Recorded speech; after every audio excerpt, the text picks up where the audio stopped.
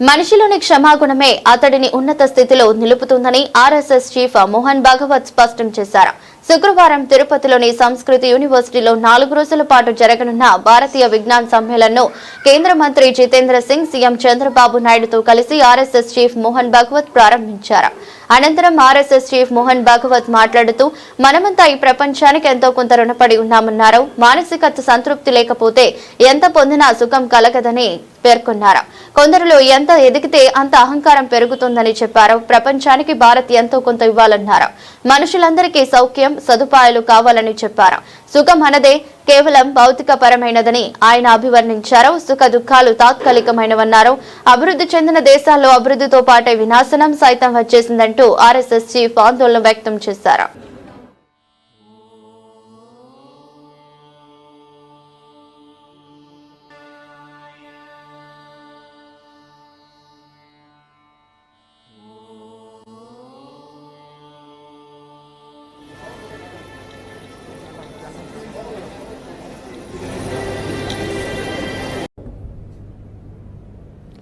हमारी विकास की दृष्टि धर्म दृष्टि है.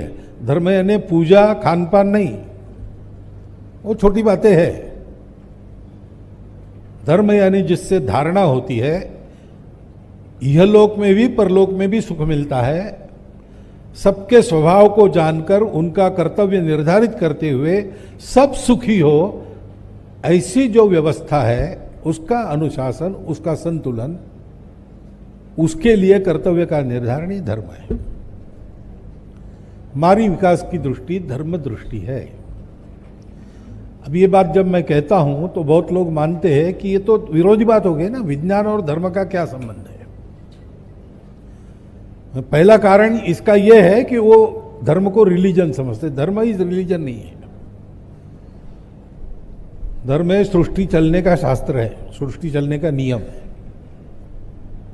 वो आप मानो न मानो वो है, वो कोई भी उससे अलग हो नहीं सकता. उसी के आधार पर चलता है. उसमें गड़बड़ होती है तब विनाश होता है. उसको पहचान के चलना. परंतु विज्ञान में धर्म का स्थान नहीं, क्योंकि यह माना गया है कि धर्म में विज्ञान का स्थान नहीं. अब ये जो फंडामेंटल है यही गलत है. विज्ञान और धर्म या अध्यात्म, इसमें कोई झगड़ा नहीं है. रास्ते अलग अलग है लेकिन गंतव्य तो एक ही है, जानना. Under the same time, I wanted to acknowledge the service of Mohanji Bhagwat ji. Over several decades, he has worked across regions and responsibilities, making this organization strong through his experience and dedication, while remaining above political or constitutional positions.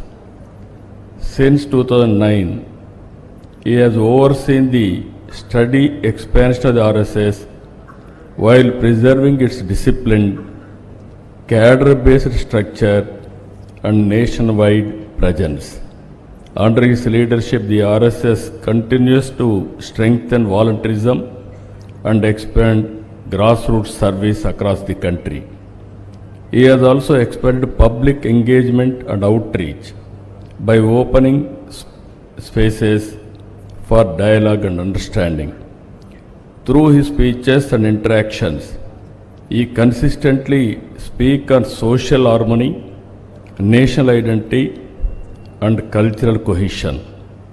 He is making a huge, valuable contribution to national progress and preserving our tradition values through discipline and continuity of service. I really, first of all, express my gratitude for his national contribution and nation building.